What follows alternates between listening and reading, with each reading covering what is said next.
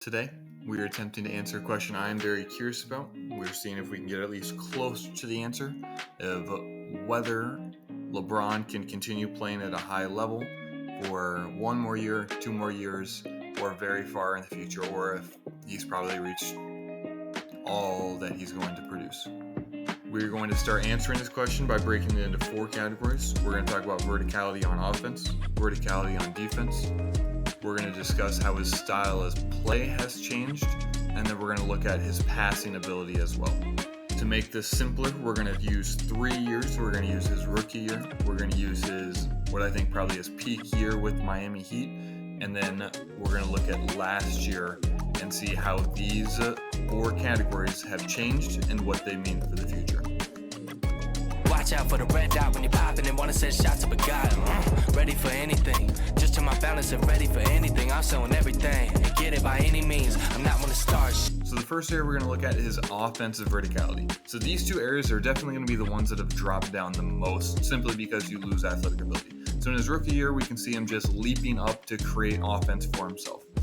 Then with the Miami Heat, obviously probably one of the best athletes in the league, maybe the best athlete in the league. If you get him going downhill, he's going to finish above the rim. And then with the Lakers, while he still definitely possesses the ability to finish above the rim, he definitely shies towards not confronting people at the rim, instead settling for using his athletic ability to create decent looks near the rim. So that has definitely shifted towards less athleticism.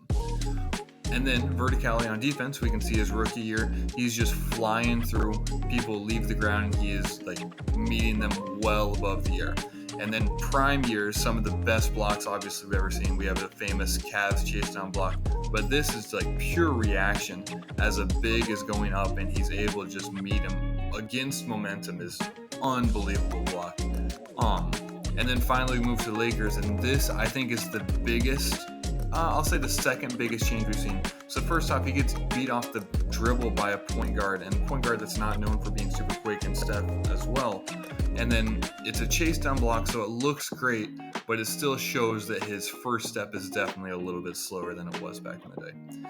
So then I think the biggest one, and this indicates the future the most, is his style of play. So we saw these shots all the time when he was a rookie. He would routinely shoot these difficult faded. This is with 8 seconds on the shot clock, fade away mid-range jumper, and that never happens now. So then we switch to his prime years. We can see that he has a bunch of these tools. He's more aware of what's a good shot, and while the Spurs are giving him crazy attention, he still uses his gifts to be able to get to the rim and create a good look simply through perseverance and being aware of where he is.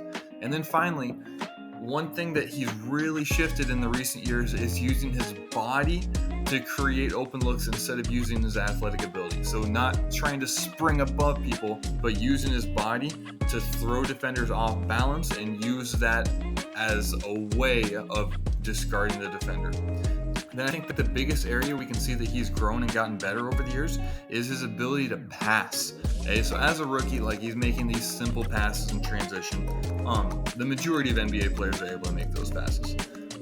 Then in Miami, we're able to see that he actually reads defenders and he targets poor Danny Green, I believe, reads him from the corner and creates an open look for Ray Allen. But then with the Lakers in even more recent years, we've seen that he understands where people are and when they're there and is able to essentially target the defense regardless of the situation. This is a much deeper understanding than what we saw in his earlier years. So in conclusion, vertical offense has definitely gone down. So I think that's going to continue going down, probably pretty quickly and pretty dramatically. Vertical on defense has also gone down. I think that's going to go down, and one-on-one defense is going to have to be on a more specific individual instead of guarding simply their most athletic dude. However, his style of game, we can see statistically, his efficiency has actually been really good the last couple of years, and he understands the game at a higher level. So I think he is smart enough to be able to understand how he needs to shift his game as his abilities change. So I think that is going to actually stay relatively high for a couple more years at least. And then his passing ability. Passing ability has, for Chris Paul, for example, has literally kept Chris Paul in the league for these last couple of years. if you can maintain a high degree of passing, there is always going to be options for you simply because you're creating looks not for yourself now, but for other players around you. And so I think passing gives him as well a couple more years for sure. So all in all, I actually am fairly optimistic about LeBron being able to play 1 or 2 or maybe even 3 more years, barring the biggest asterisk, which would be an injury. Okay? And the beautiful thing about that is LeBron spent so much money and is so aware of making sure that his body is in tip-top shape that I think we could see LeBron for 1, 2, or 3 more years, and I think he could still play at a decently high level for that as well. That being said, if you want to leave a thought, I would love to hear it. I'd be curious. And have a great rest of your day.